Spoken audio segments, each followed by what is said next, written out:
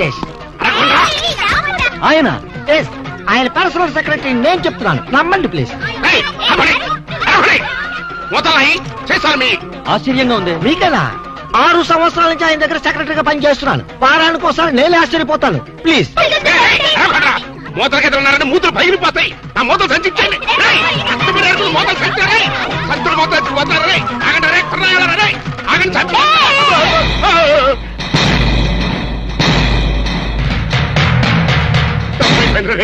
నన్ను కొట్టకండ్రా, మీ మూతలు మీరు తీసుకెళ్ళిపోండి. వెళ్ళిపోండి. అంత పెద్ద కోటేశ్వరుడు ఇంత చండాలంగా మూతలేరుకుంటున్నాడేంటి? మీరు నోరు మొయ్యండి ప్లీజ్. ఆయన కోటేశ్వరుడే, ఇండస్ట్రియలిస్టే. కోటేష్ ఫైనాన్స్ కి, చీకాయ సోపు ఫ్యాక్టరీకి, రియల్ ఎస్టేట్స్ కి ఆయన ఓనరే. కాకపోతే ఆయన పేదరికంలో ఉండేటప్పుడు ఇలా మూతలు ఏరుకునేవాడు, అమ్ముకునేవాడు. ఆ మూతల మీదే ఇంతవాడు అయ్యాడు. సార్ మీరే కోటేష్ గారు, ప్లీజ్. నమస్తే. వాట్ ముస్తఫా, వీళ్ళంతా ఎవరో? Income tax officer sir. Income tax officer sir. వీళ్ళని చూస్తుంటే ఇన్స్టాల్మెంట్ బేసిస్ లో రోల్డ్ గోల్డ్ సామాన్లు అమ్ముకునే వాళ్ళగా ఉన్నారు.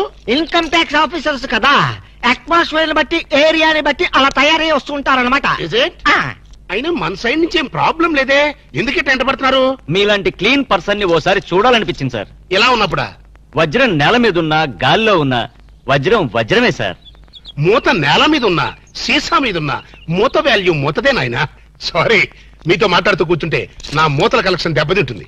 కావాలంటే మేము ఏర్పడతాం సార్, మా సందేహాలు తీర్చండి. అడగండి, సందేహమే సగం బలం. మీరిలా మూతలేరుకునే పైకొచ్చారు కదా? ఎగ్జాక్ట్లీ.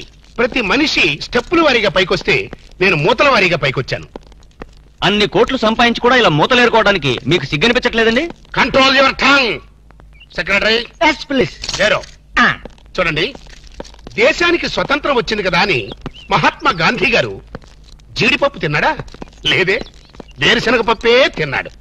ఖద్దరే కంటిన్యూ చేశాడు గాని జీన్స్ కి షిఫ్ట్ అయ్యాడా? లేదే. అలాగే నేను కూడా.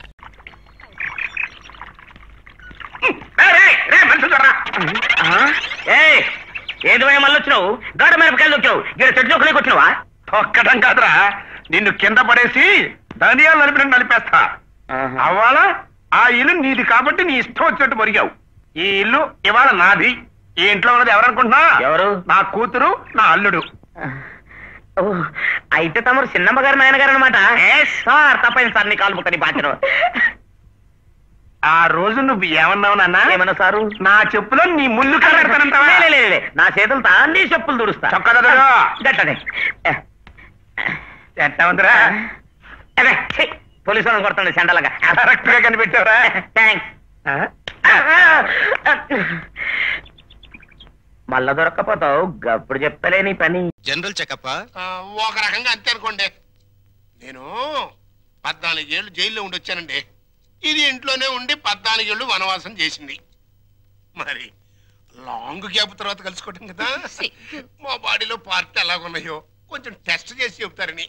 అంటే భార్యాభర్తలు అన్నమాట. మీరు అలా డైరెక్ట్ గా అడిగారనుకోండి, నేను నో అని చెప్పాల్సి వస్తాయి. ఒక రకంగా అలాగే అనుకుని అన్ని టెస్టులు చేసేయండి. అయితే టెస్టులు ముందుగా ఎవరికి చేయాలి?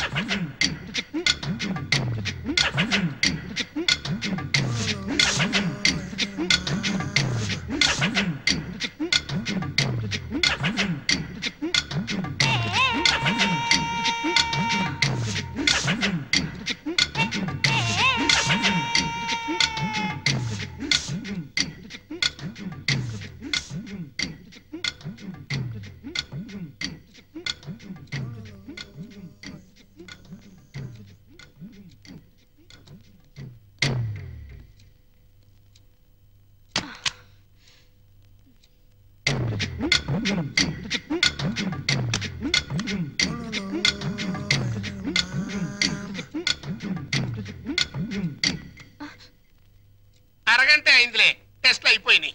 రిపోర్టు రేపు సాయంకాలం 6 గంటలకు ఇస్తాడంట. పద. చూడండి, ఈ మధ్య ఆవిడికి కాస్త మతిస్థిమితం తప్పింది. కోడలనేమో పనిపిల్లగాను, పనిపిల్లనేమో కోడలుగాను పిలుస్తూ ప్రాణం తీసేస్తుంది అనుకోండి. అందుకని మీరేమీ అనుకోకుండా కాస్త సర్దుకుపోవాలి. అయ్యో పాపం, అలాగా అమ్మాయి ఎడరామ్మా ఏ ఊరి మీది నీ బియ్యంకుడు మరీ పిచ్చి పిచ్చిగా ప్రవర్తిస్తున్నాడు. నీకు తెలిసిందేగా విశాల, పాపం ఆయనకు ముందుగానే వేపకాయ ఎంత ఉంది ఉంది. భద్రాచలం వెళ్ళేసరికి అది కాస్త బండరాయింది.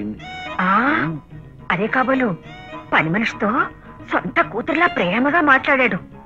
అలా చూడండి, సొంత కూతురుతో ఎంత ముభావంగా మాట్లాడుతున్నాడు.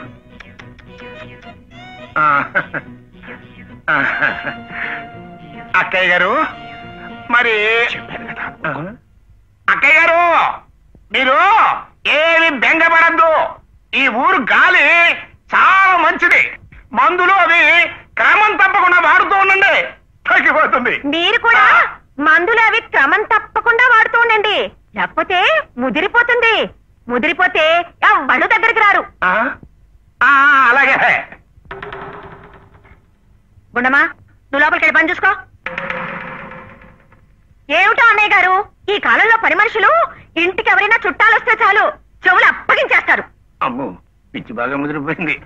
బావగారు, ఏదో వచ్చాను వెళ్ళిపోయాను అనుకోవద్దు. అర్జెంట్ కోర్టు పని మీద వచ్చా. అక్కయ్య గారు, మీరేమి బెంగపడద్దు. ఈసారి మళ్ళీ పని మీద వచ్చినప్పుడు 4 రోజులు ఉండి వెళ్తా. జాగ్రత్త, అసలే అమావాస్య దగ్గర పడుతుంది. పదండి పదండి. అయ్యో అయ్యో అయ్యో, ఎలాంటి మనిషి ఎలా అయిపోయాడు.